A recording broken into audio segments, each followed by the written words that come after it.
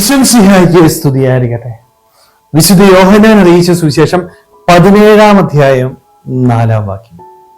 അവിടുത്തെ വചനം അവർക്ക് ഞാൻ നൽകിയിരിക്കുന്നു.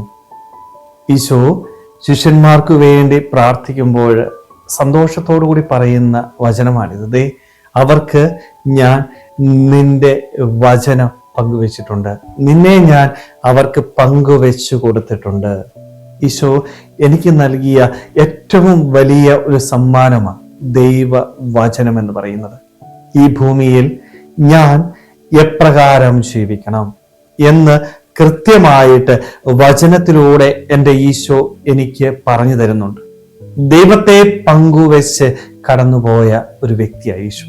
പക്ഷെ പലപ്പോഴും എൻ്റെ ഈശോ എനിക്ക് നൽകിയ ഈ സ്നേഹ സമ്മാനം മനസ്സിലാക്കാനായിട്ടോ ഗ്രഹിക്കാനായിട്ടോ നമ്മൾ പരിശ്രമിക്കുന്നില്ല. വചനം വായിക്കാനായിട്ട് മടി കാണിക്കുന്ന വ്യക്തികളായിട്ട് നമ്മൾ മാറാറുണ്ട്. പലപ്പോഴും ബൈബിൾ വായിക്കാറില്ല. വീട്ടിലാകെ കുരിശുവരയുടെ സമയത്ത് മാത്രമാണ് നമ്മൾ ബൈബിൾ വായിക്കുന്നത്, അല്ലെ? അതും ചടങ്ങ് തീർക്കുന്നത് പോലെ ഏറ്റവും ചെറിയൊരു ഭാഗം കണ്ടെത്തി വായിക്കുകയാണ്. എന്നാൽ എന്താണ് വായിക്കേണ്ടതെന്നോ അതിന്റെ അർത്ഥം എന്താണെന്നോ തിരിച്ചറിയാനായിട്ട് നമുക്ക് സാധിക്കാതെ പോവുക. കാരണം ഈ വചനം എന്താണെന്ന് എനിക്ക് മനസ്സിലാക്കാൻ പറ്റുന്നില്ല. ദൈവം എനിക്ക് നൽകിയ ഈ സ്നേഹ സമ്മാനത്തിന്റെ വില മനസ്സിലാക്കാനായിട്ട് നമുക്ക് സാധിക്കാതെ പോവുക. നമുക്കറിയാം, പലര് നമുക്ക് സമ്മാനങ്ങൾ നൽകാറുണ്ട്, അല്ലെ?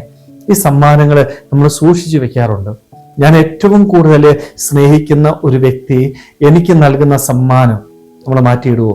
ഒരിക്കലും മാറ്റിയിടത്തില്ല. അത് ഏറ്റവും നല്ല സ്ഥലത്ത് നമ്മൾ സൂക്ഷിച്ചു വെക്കും. ഇടയ്ക്കൊക്കെ നമ്മൾ അതെടുത്ത് നോക്കും. കാരണം എന്തുകൊണ്ടാ?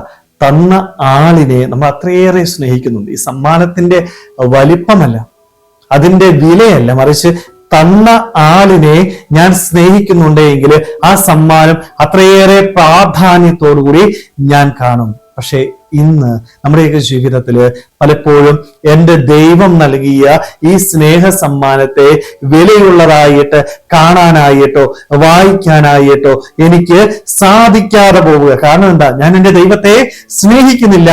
എൻ്റെ ദൈവത്തെ ഞാൻ സ്നേഹിക്കുന്നുണ്ടെങ്കിൽ അവൻ സ്നേഹത്തോടെ എനിക്ക് നൽകിയ അവന്റെ വചനം, പിതാവായ ദൈവത്തെ ഞാൻ എൻ്റെ ജീവിതത്തില് സന്തോഷത്തോടുകൂടി സ്വീകരിക്കാനായിട്ട് തയ്യാറാവും. സ്നേഹമുള്ളവരെ, അതുകൊണ്ട് നമ്മുടെ ജീവിതത്തിൽ നമുക്ക് ദൈവത്തെ ആത്മാർത്ഥമായിട്ട് സ്നേഹിക്കാം. അവൻ എനിക്ക് നൽകിയ ഈ സ്നേഹ സമ്മാനം സന്തോഷത്തോടുകൂടി സ്വീകരിക്കാനായിട്ട്, ആ സമ്മാനം കൂടുതൽ വായിക്കാനായിട്ട്, ആ വചനം കൂടുതൽ ഗ്രഹിച്ച് ആ വചനം അനുസരിച്ചുകൊണ്ട് ഈ ഭൂമിയിൽ വിശുദ്ധിയോടുകൂടി സന്തോഷത്തോടുകൂടി ജീവിക്കുവാനായിട്ട് നമുക്ക് ഓരോരുത്തർക്കും ആത്മാർത്ഥമായിട്ട് ആഗ്രഹിക്കാൻ പരിശ്രമിക്കാം. ദൈവം നമ്മളെല്ലാവരെയും സമൃദ്ധമായിട്ട് അനുഗ്രഹിക്കട്ടെ. ആമേൻ.